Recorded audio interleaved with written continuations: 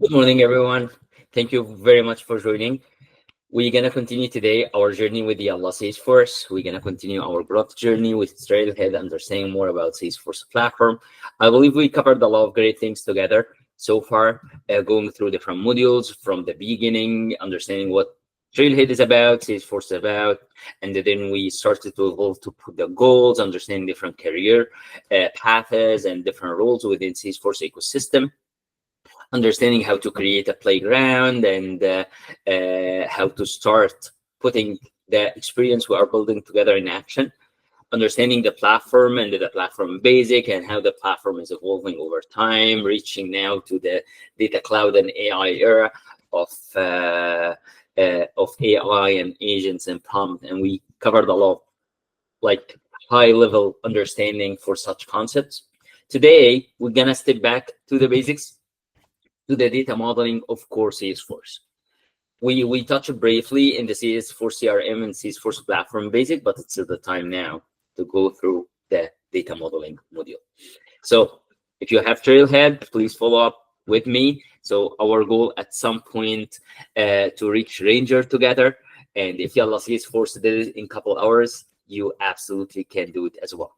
We are, in general, part of our story that we are trying to understand the platform, but in the same time, we are covering a lot of modules and badges from Salesforce Associate and then administration. So we will be surprised together, like after a couple weeks, month, you will open your trail mix for Salesforce Associate and you will find you already achieved a lot. All right, let's jump to it. Data modeling.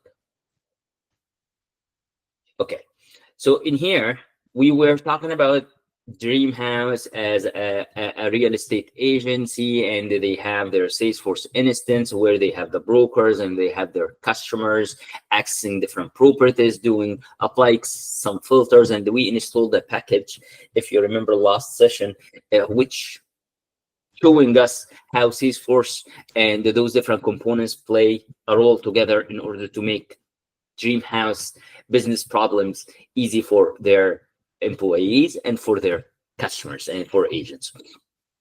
All right, so today we're gonna see how things from the back end are structured so we can understand. So we will cover, we kept saying last time that we have the back end and we have the front end. So today the focus mainly is the back end. All right, so we are covering in here that Dreamhouse is a reality company that provide a way for customers to shop homes and contract real estate, exactly like what we were explaining. But when it comes to selling house, there are a lot more things that you need to track.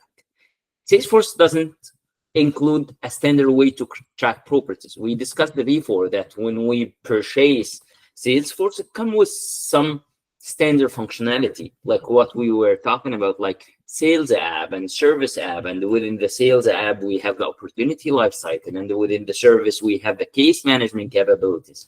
But we don't have selling houses.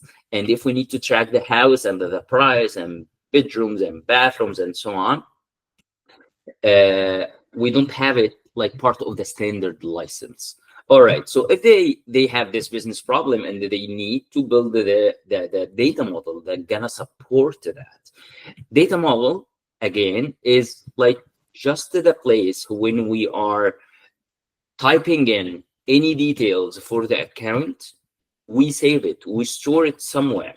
So when we retrieve the same record next time, we need to persist or to retrieve the same data that we stored last time. Accordingly, we need a place to store this data. All right, so let's start with the data model. Data model is more or less, it's a way, a model that a database table look like in a way that makes sense to humans. If you are not familiar with database, think about it again as a spreadsheet.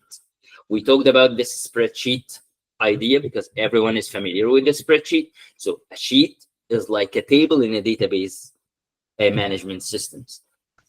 A column in here, it's exactly like a field in Salesforce. A row in here, like a record in Salesforce. So we just need to map those vocabulary from Excel sheet to database management system to Salesforce. The table or the sheet called the object in Salesforce, a field, and a record. All right, But how it look like in Salesforce? Again, this is the front end, and we have a property name, and we have a price, and we have bedroom, and so on. How this is stored in the back end, and this is what we're gonna be exploring this session. All right, now we discussed objects, we have fields, and we have records. Let's explain what are the objects. Salesforce supports several different types of objects, and here, for simplifying it, we are double clicking on two, but even they mention in here, we have standard objects, we have custom objects, we have external objects, we have platform events, and we have big objects.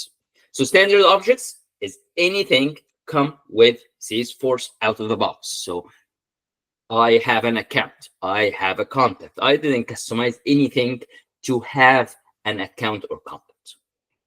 Custom object is something we are doing custom for our business needs. So we are defining a property object because I need to store the properties. So it's not available in the standard license. So I need to create something called property object, and I will create it. External objects, it's good to have a sneak peek of external objects because you will find it as well. You found it in here. You found it in the, when we talk about relationships and so on. External objects are, it's a place that we have the data. So within an enterprise, we have Salesforce, and we have a lot of other systems within the enterprise that we deal with. Assume that I am a mobile operator and a telecom company, and we have phone transactions, and it's a huge amount of data, and I don't want to bring this data into Salesforce because Salesforce storage is expensive, and those are millions or billions of records that stored somewhere, and I still need to have this customer 360 view within Salesforce. How can we do that? External object will be the answer. External object allow you to relay this data, which exists outside Salesforce and related to objects and data within Salesforce, which will achieve this customer 360 view without bringing this data physically within Salesforce. Accordingly, I'll be saving a lot of storage in Salesforce. Since we are mentioning the storage, how can we check that whether I have enough storage or not? So I am jumping to my playground. All right, now I am within my playground. We said everything we need to search about, just hit the setup. And from the setup, you will find in here storage. Just start storage. If you are wondering about storage, just jump to the storage. And you will find in here, within the storage, the data storage that you have 5 megabyte, and how much you use, and what is the percentage with every object, and so on. So when you have an external object, it will not touch this allocated storage for you. And just FYI, this storage is determined by how many users that you have within your system. And since it is a playground, so they are just giving us a very small storage, so I can put in here millions of records. All right, back to the module. So this was the sneak peek about external objects. It's a data that I need to have access within Salesforce in order to achieve the customer 360, but I don't want to store it in Salesforce. Platform events, it's another type of objects, but it's mainly for integration. This is an advanced topic, but if you need to talk to another system, or another system want to talk to your system, and you need to start exchanging data, and whenever something happens in Salesforce, you need to replicate it on the other one or notify the other one. This is what we will be using platform events, and this is one of the integration patterns. Big objects is another type of object, and it's mainly for large data volumes. So if we have millions, billions of data, we want to archive data, we want to have a historical data to be stored within Salesforce, and it's a fully optimized for those large data volumes, and you don't want to play in the bucket for the normal data storage, but you want to play within the big object storage, which if you can see that it's way bigger comparing to the normal data storage. Big object is the way to go. It's mainly to store large data volumes and retrieve it quickly. And it's when you retrieve, you will not, it's like you are not touching the database straight. You are doing like something called asynchronous, which is, it's a big process and it's a big topic just to optimize for large data volumes. But for now, we just wanted to know there is standard object, there are custom objects, there are external objects which are not stored in Salesforce. We have platform events, which is used for integration and to have an event happening and publish it to another system to notify them, and another one will be listening, so on. And finally, the big objects for the large data volumes. Any questions? All good? Sounds perfect. All right, let's jump to it. Standard objects are objects that are included with Salesforce. Common business objects like accounts, contact, leads, opportunities are all standard objects.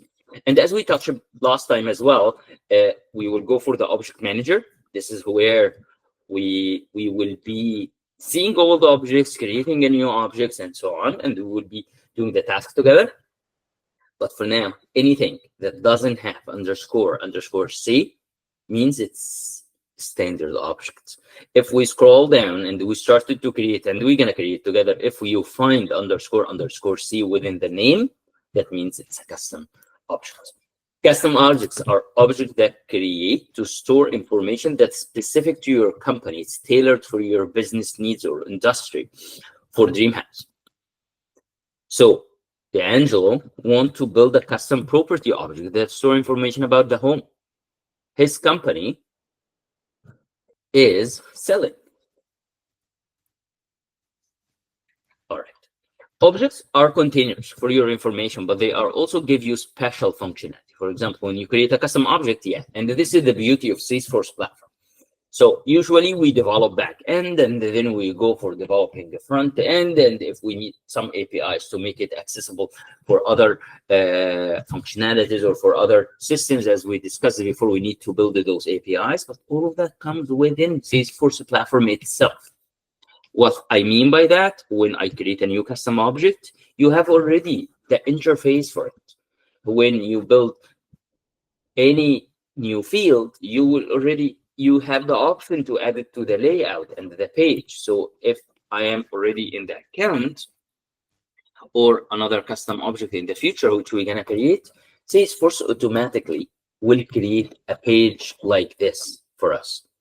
Plus all the APIs, as we are in here, set up, edit object, all the APIs. So the API will be already exist, which is the API name, or the field name. So it's API enabled as well. Okay, so let's start, put it in action. Create a custom object. Scroll to the bottom of the page. Open your playground, which we already created the new playground in here for foundation. Launch it, and if you don't want to create a new one or use one of the existing one, another option as well to go for hands-on orgs, as we discussed before. And from hands-on, you have everything you can do. If you have a developer org, you can connect it. If you want to create a new one, if you want to rename an existing one or launch it, so all that are here. Okay, now let's follow. Object manager, create custom object, and let's name it property. All right, so Control C. Control tab, Lightning experience. So setup, close those picture tabs. Object manager, create an object. And within create an object, it's called property. Okay, so property, and in here. All right, so and the plural is properties. Okay. And then we will need to launch a new custom. So let's play with this. So this is the object name. Best practice is to put a description to avoid any confusion. So this object is to store the property details, or to track the property details. All right. So what else we need? We have in here the name. The property name, we can make it as a text. That means we have to enter a value for every property name, or we can have it an auto number. And when we have it an auto number, we need to put a format, something like that. So we can do like this and name it property and 00, and it is gonna start from 1. Okay, and we can say allow reports if we need to be enabled afterward to create a report on it. Allow activities, as we were discussing on the account, we can have this activities on the right hand side to enable creating a task associated, a call associated, event associated, all of these activities. This is what we are doing in here, allow activities. Track field history is also important. Now, for every object, if you don't have a picture, but I usually take this box. So now I'm in this specific account and I have these details. And if anyone changes the phone number, I want to be able to track this phone number. So if I change it from 6000 into 1, I need to say that at some point, Basim is changing the value from 6000 to 6001. And then this is the history tracking. So we can add a component in here saying the field history, and we can see all of that. Plus, we can report on it and so on. So it's mainly for auditing. Okay, what else? Allow sharing, allow bulk API, streaming API, all of that is advanced for now, but it's by default on. Deployed, that means it's available for everybody. Allow search, the user can find records of the object type where they search. And finally, add notes and attachments, allow to add notes and attach files to the object. And finally, launch a new custom tab. If I didn't click this launch new custom tab, I will not be able to see it in here. I will not be able to search it in here. That means it's going to be a back-end option. But let's, as instructed as well in here, launch new custom tab wizard. All right, we're done. Save.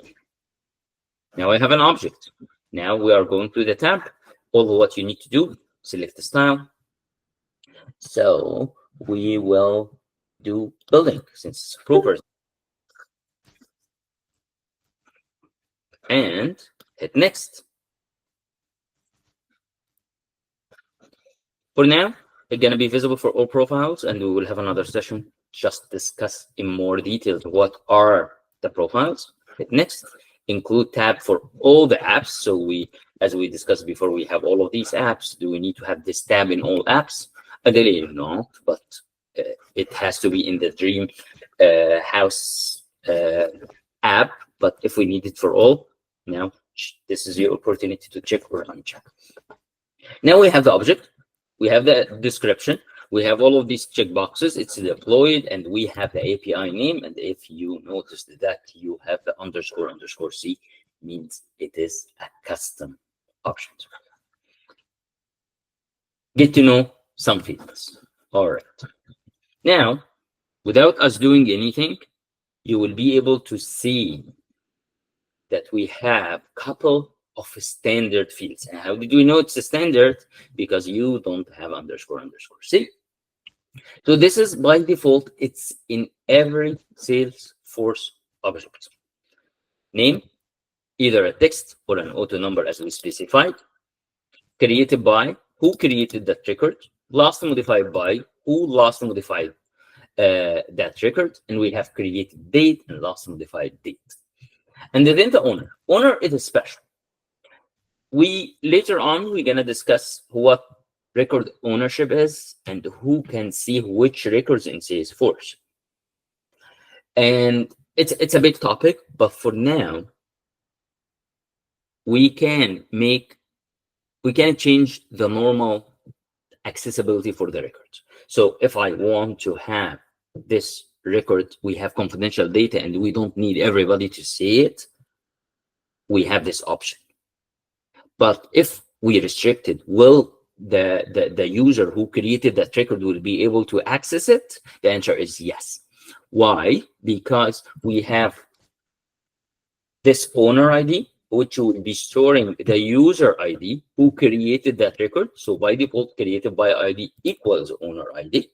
This can be changed, but this cannot be changed after you created the record. This can be changed. But if you are the owner ID, that means by default, you should be able to access the record, because it doesn't make sense. I created a property now, and after I hit save, I can see the record. So the owner ID will allow you as a user or a group, we'll be discussing the group later on as well, but will allow you as a user to see the record. What else? So let's go now. We created this object and we have a property object now. Properties. Now we have a property and I can just hit new. And since I don't have any information, I'll just hit save. See what is the vanilla Salesforce. So those are the fields that we discussed, but this is an amazing extension. There's Salesforce Inspector and Salesforce Inspector Reloaded, where it will make your life easier to not query if we want to see this back end we are talking about. So this will make your life easier. We will be discussing later on that we have a tool called Developer Console, and you can write SOAP and so on. But for now, this is a very handy Chrome extension that you can install to make your life easier. So if I need to show all data, this is show all data. Oh, we thought we have only 4 fields that will be created standard. The answer is no. ID will be created as well. For every individual record in Salesforce, we have a Salesforce ID. It's 15 or 18 unique number. It's case sensitive, so be careful. If we change this A to be a lowercase, it will not be bringing this ID for you. We have created by ID, as we mentioned, who the user created date, the ID. We have as well last modified by, last modified date, but we just wanted to highlight that we have more. The ID we have as well is deleted. So if accidentally I came in here and I decided to delete that record, Salesforce will not physically delete it. So delete and hide this guy, confirm a delete.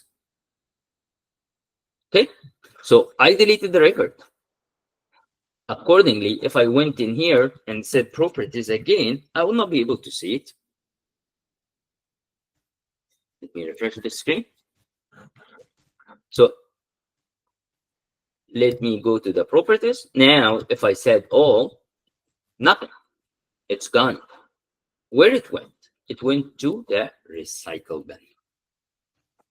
Salesforce stores things in the recycle bin, as I remember, for 14 days. And this giving the user the option to restore the record.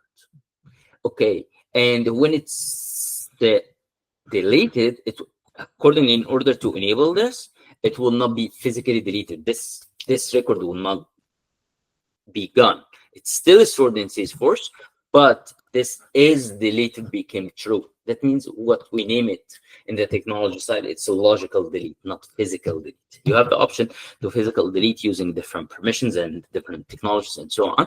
But for now, any delete by the user from the screen, it will be logically deleted. That means is delete will be just true until 14 days or maybe more. Salesforce recycle bin retention. It's 15 days. All right. So 15 days, and then it will be physically deleted. All right. So this is deleted. Last activity. This is back to the activities. Last view, data, owner ID. We discussed it. Sysmod stamp is like the last modified date with some extra quotes to it. But for now, I believe we covered the most important fields. Okay, so let's restore this guy so we can talk more. We talk more about the ID. Salesforce ID, you will notice that it's already existing in the URL. So if I just copied this one and I removed everything in here, this is the home page. But if I have this ID, which will be unique across all the objects within the org, I can use it in the URL. If I paste it in the URL, it's gonna open for me the object. And again, this is unique across the org. What else? What makes it special as well? The first three letters in here are representing this. The record is no longer exists. So let me refresh. And the first three letters will be representing the object. So if I click the 001, 001 always an account. 003 is always a contact. So if I opened this guy and I got the Salesforce ID in here and I came back to the URL and I put the Salesforce ID, it's gonna bring for me this specific record. If I did the same thing and I just brought the three letters, it's gonna open for me the contact. So every object is uniquely identified by the first three letters. If I opened in here and within the Salesforce inspector, you will see that 003 is a contact. Okay, and this is exactly what we were trying to cover in here. It's 18 or 15. 18 making it both of them are unique. 15 character case sensitive field that is automatically generated for every record. You can find the record ID in the URL as we were playing. Look like this. But if I try this, it will not match any of the IDs in my org. It can hold, but it shouldn't. System read only fields that provide information about the record from the system, like when record is created and when it's changed, like created date, lost, modified, and we talked about this. Name, it can be a text or it can be an auto number. Custom fields, which we can create custom fields like the one we're gonna create. Okay. Identify system name fields are standard on each standard object, also come with set pre-built standard fields as we discussed, and you can customize fields. All right. Every data type has its own characteristics, and it's mainly to guarantee the cleanness of data. In order to have a clean data within your object, it's good to start using the right data type for the right use case. So I don't want to store everything as a text or everything as a number. So those are very helpful in order to make sure that you have a clean data in your org. So if I'm back to the property or account even object, and I'm in here, and let's go for edit object, and within edit object, I can go for fields. Let's explore those things. So auto number gonna be auto generated. Formula is like I need to do some math. So in Excel sheet, I can say quantity is 2, price 3, and I need the total price. So I will need to multiply them together. I don't need to physically store this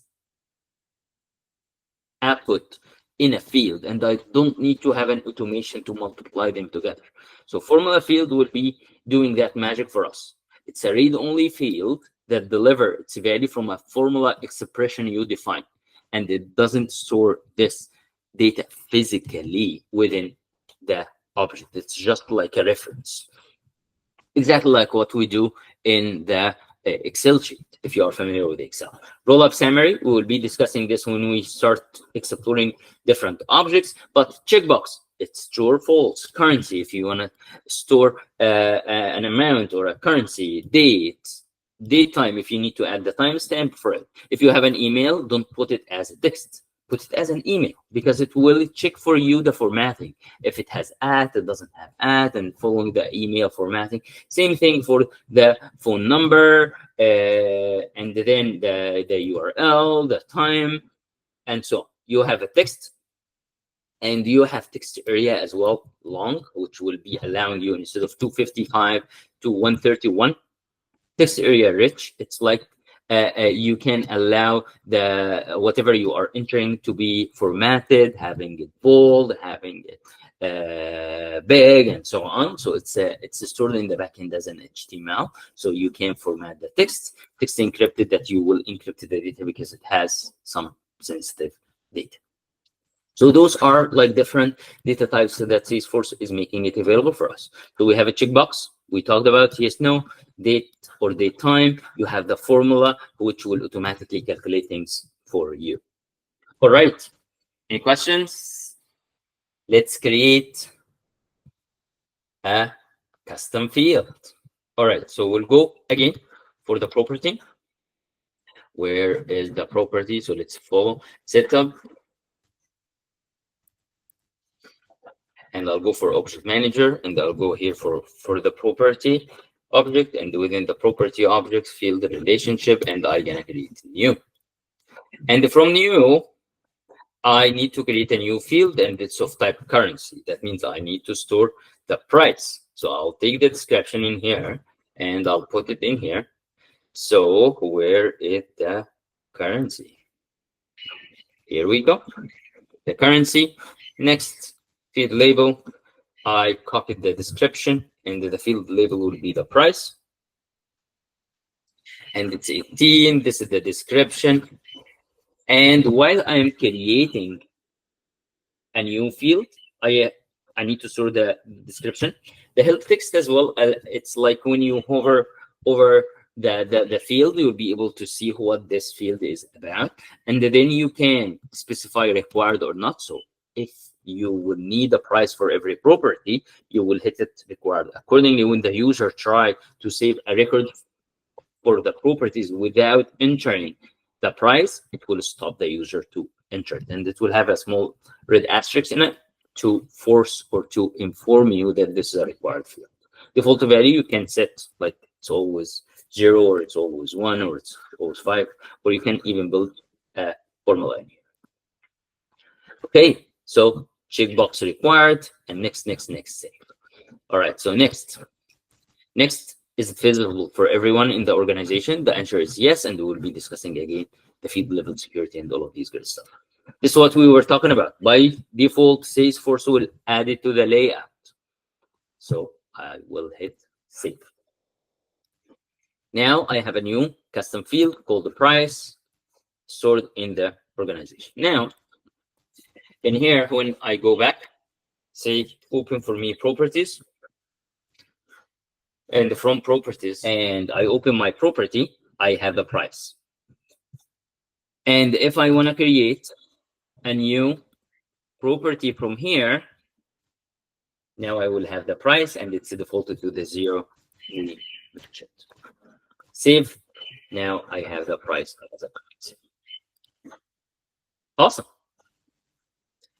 Customize responsibility. With every power, there is some responsibility. While it can seem easy in that you can create a custom object and create custom fields, but remember, what's going on under the hood is technically complicated.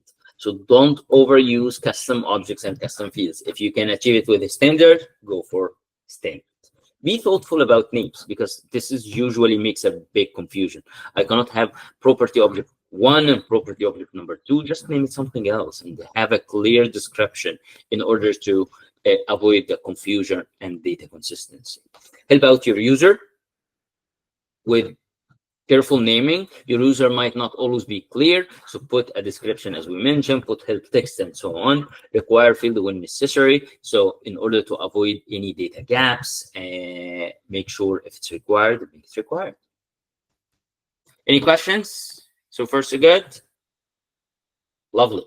Let's go for the hands-on challenge. Now we need to create a new object called offer. All right, so new. Let's get back to the setup or edit object. So both of them gonna bring me into the object manager, create a custom object. I'll put offer, and this is the object name. They need to have it offer name and its auto number, and this is how I need to do it. offers in here, and its val. This is object is to track property offers. Okay, and we needed to have an auto number, and it's off 00, and we're gonna start from 1, and I allow report, allow activity, track field, and allow search, add new, add notes, and we will have in here the tab.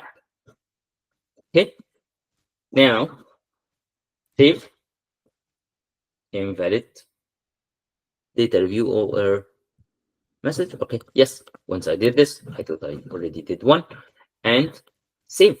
Now we have a new custom object called offer. Now it's time for the tab. Choose your style, and next make it happen. So save. Now we have a new tab. The next step is to create custom fields. So I have the offer, create a custom object. We did all of that, and then we need to create the offer amount and currency. So I'll go in here, new, and amount, and I need it as a currency. Next, here we go, offer amount, data type, nothing else. This is all the requirements. So dimension, it's an amount required, should be required. So since it should be required, I'll do it required because there is no offer to offer without amount.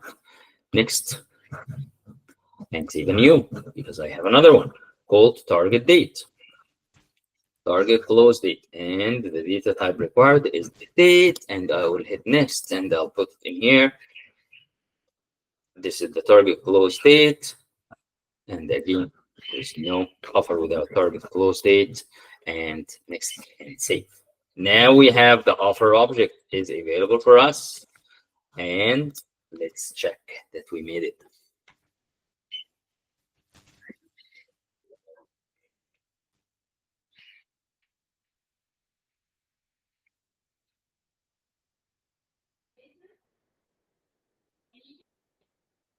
All right, we made it. So the data modeling, first one. Let's go for the next year. Now we created the object. We have the custom fields, and we have the standard fields, and we have the relationships. So what relationship means? We need to create those objects to be related to each other. While we were in here, if we went back to the account, we kept mentioning that account is an organization, and within this organization, we have related contexts. So there are people that work within this account. All right, so how we achieved this and what related this means we have a relationship between both.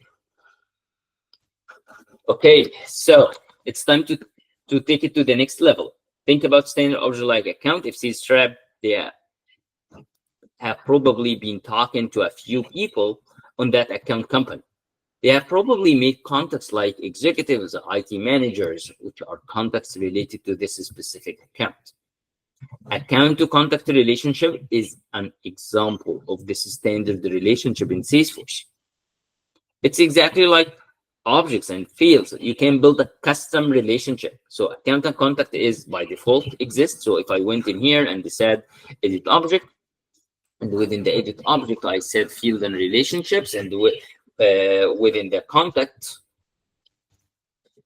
I will find that I have something called account ID. And then this account ID is the relationship. And we're going to understand what lookup means now. The account contact relationship is an example. And even so, for every account, we have multiple contacts related to it. So this is called one-to-many relationship. So if I am in here, and if I want to represent that in here, so I'll say this is called ERD diagram. It's just the high level to just explain the concept. So I have an account and I have a contact in here. For every account, I will have multiple people working for this organization. So it's one account can be a multiple contacts. All right, and this is then none. All right, so one account means multiple contacts.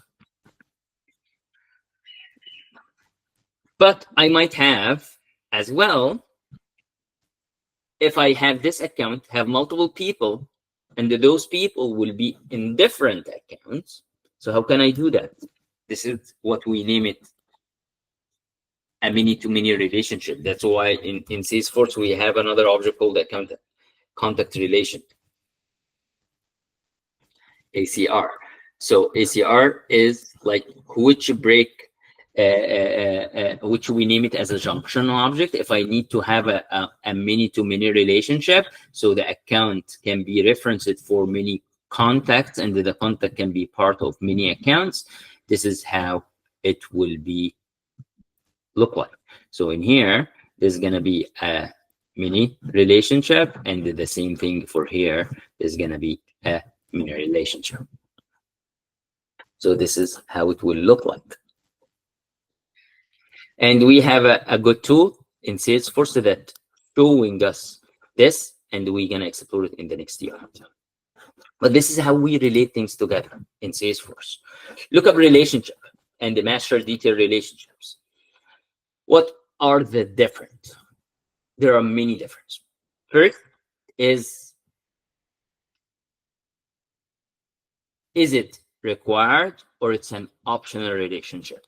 So for every offer, if we were talking about this offer concept, do I have to have a property or it's optional to have a property? If you think that it's required, that means it's a master detail relationship. If you think it's an optional relationship, that means it's a lookup relationship. And this is what we name it. It's tightly coupled or loosely coupled. If it's tightly coupled, both of them, the parent and child, should come together always. That means it's a master detail relationship. But if it's an optional relationship, that means it's lookup. So this is one of the main.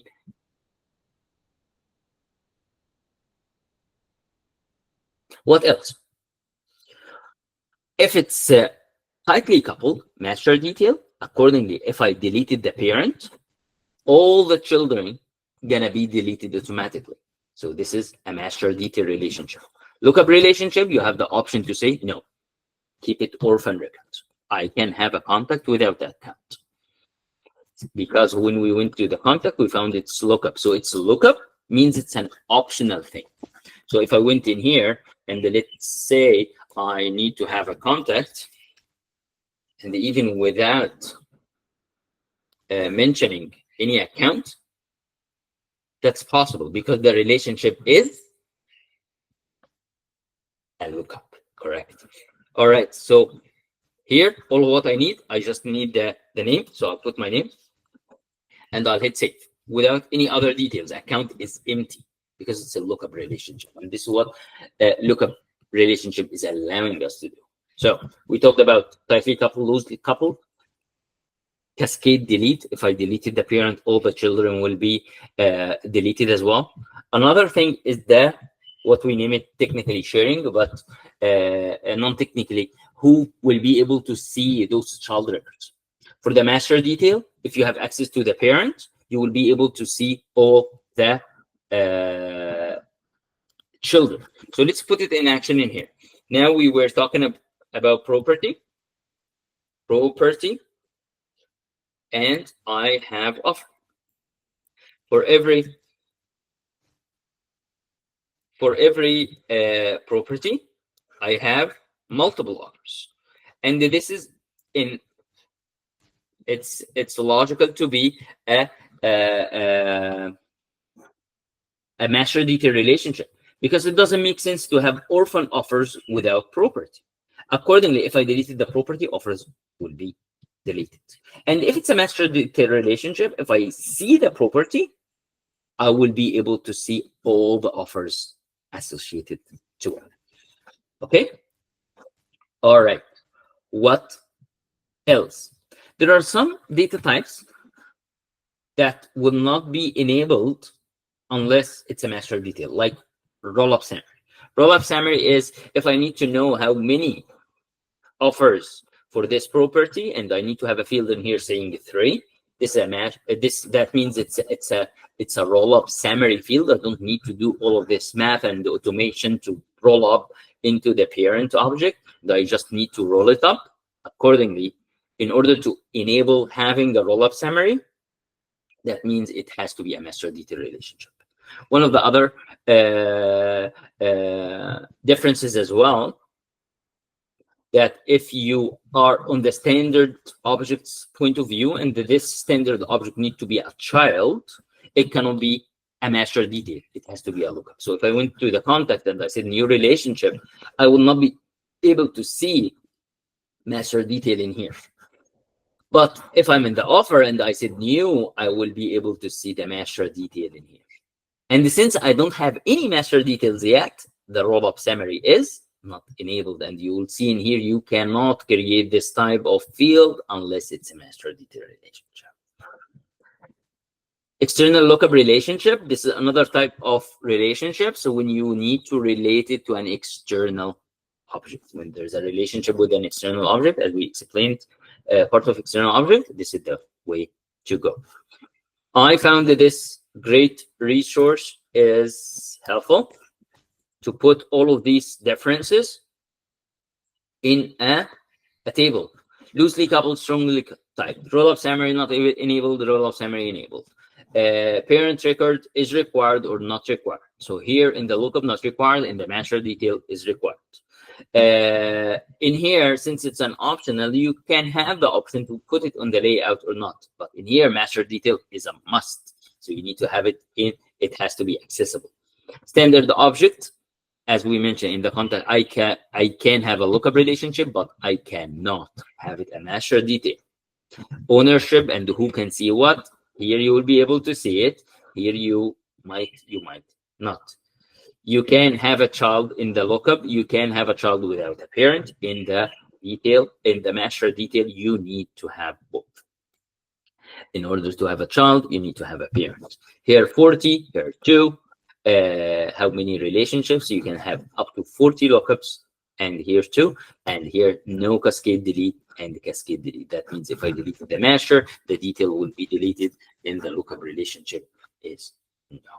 We talked about as well many-to-many relationships, which is the junction object. We talked about the master detail relationship. We talked about lookup relationship. What else of other relationships? So in here, we saw lookup, master detail, and external. But if you navigate it to the user, you will find another relationship that is special for the user. It's called hierarchy relationship. Hierarchical relationship, which allow you to have like my manager and so on. But the same hierarchical can be achieved using a lookup, and this is what we have. So hierarchical, if there's a hierarchical relationship, that means it's always a user option. But if I need to achieve the same thing within the account, you will find a parent account ID, which is doing the hierarchy as well. Parent ID, which is hierarchy. If I need to create another one, because I can't go in here, say new hierarchical, how can I do that? I can do a lookup relationship and do a self-join. It's like if I have offer and this offer is related to that offer, I can say, here we go. All right. By doing a lookup relationship. Okay, just like in real life, relationships are complicated. So this is the master versus detail versus lookup. We explained it very well in details. Lookup relationship when objects are only related in some cases, sometimes contact associated with a specific account, but sometimes it's not. So it's a lookup relationship. But master detail is the detail object doesn't work as a standalone. It's highly dependent on the master. For the master, if the master deleted, the detail gonna be deleted. And when you're creating the master, you always create a relationship on the detail object. Finally, you could run into a third part type called hierarchical, and this is the user, which we discussed. And when you start adding a relationship between objects, remember that you are increasing the complexity of your data model for sure. This is not a bad thing, but it's just to make sure that you are doing the right thing. Don't overuse, again, relationship.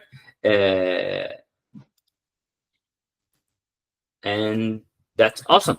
We have already good idea now of the relationships. Now, let's create a favorite. So the favorite, to start creating a custom object, what do we need in here to achieve? Jump back, some relationship for the Dreamhouse app. Dreamhouse wanted a way to track users who mark particular properties as favorites. So it's a relationship between the user and the property, and we need to have somewhere in the middle called favorites. The user, logically, to have a user that can be interested in multiple properties, and the properties can be, it's not user actually, it's a contact. I might have a contact that is interested in multiple properties, and I can have the property is liked by multiple contacts. So it's a many-to-many relationship. So you will find that this thing again, that property with the favorite, and is it called favorite? Yeah.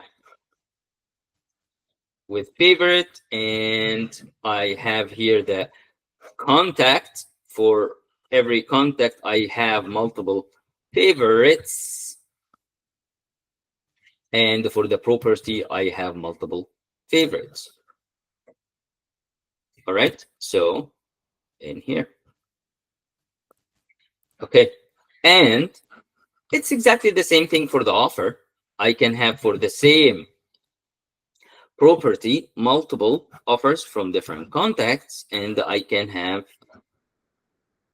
it's another many-to-many relationship. So you will find it like that if I will represent it right. Okay, so let's make it clean. All right, so this is how the data model will look like. Let's put it in action. So create a custom object called the favorite. So let me do it. Setup, object manager, property. Oh, I'm creating a new one called custom object, and it's a favorite. So it's a favorites, and I need to have a custom tab. Save it. Let's choose a style. Next. Save it. Now I have the favorite. Now I need to create a relationship.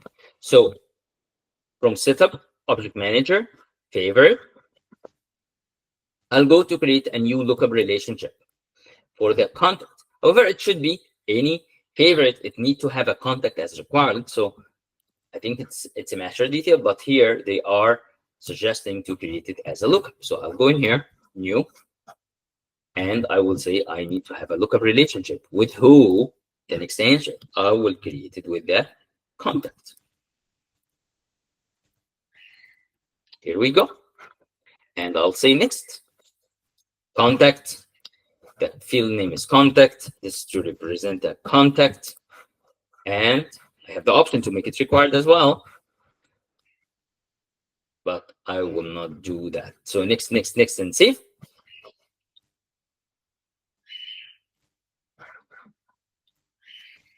Next.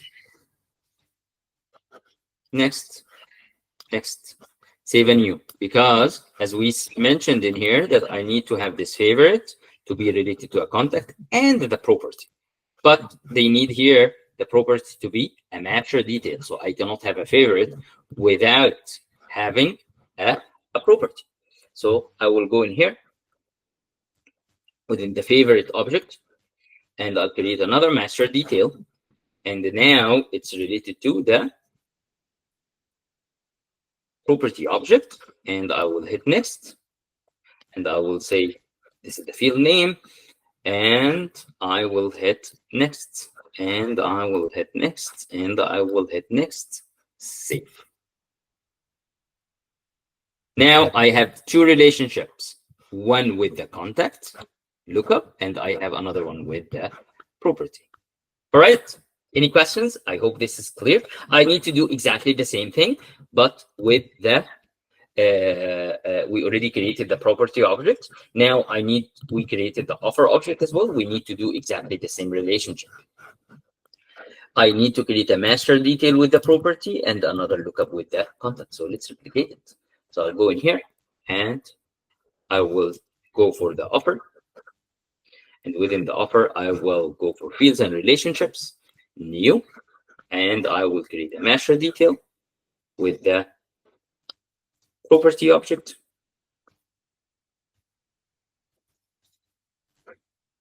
Next, field name, next, next, next, save a new. And I need to create another lookup relationship with the contact. So I'll go next with the contact, and I'll hit next, next, next, and save. Sounds perfect. All right, so let's verify that we got this.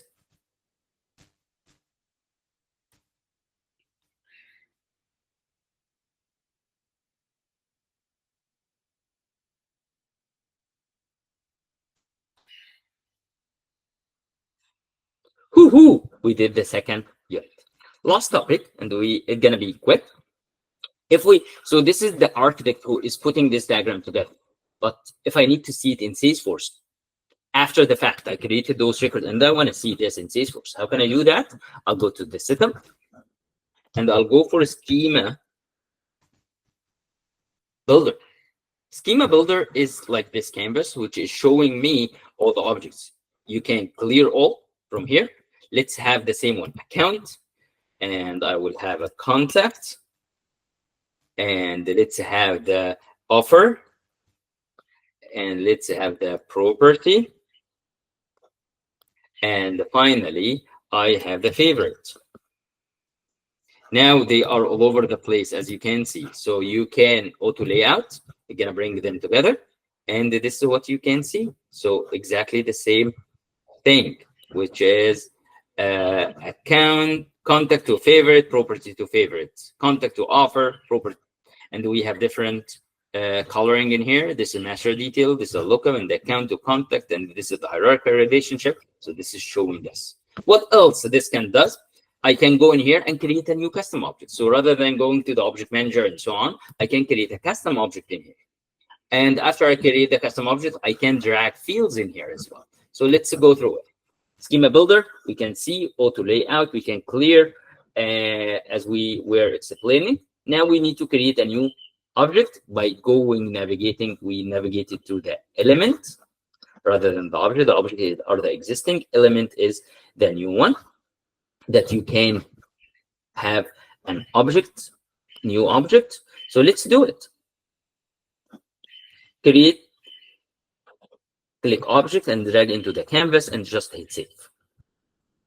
And you will find it normally, like in the object manager, exactly the same thing. So let's do it. Let's experience it. Dream house broker record where the property is located. So let's create a test object in here. Object, my test object, and objects. And that's about it. Save.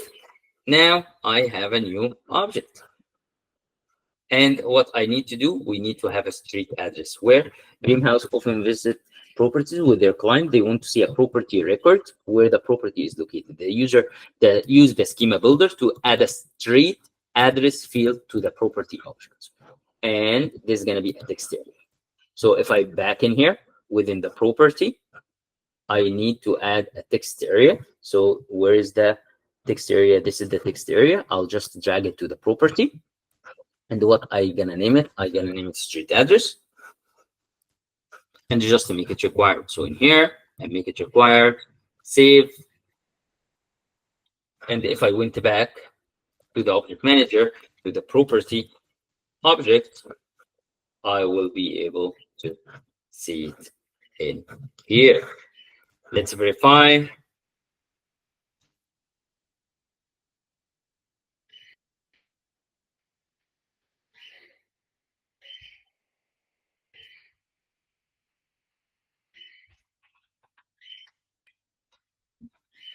Woohoo! We achieved this module as well.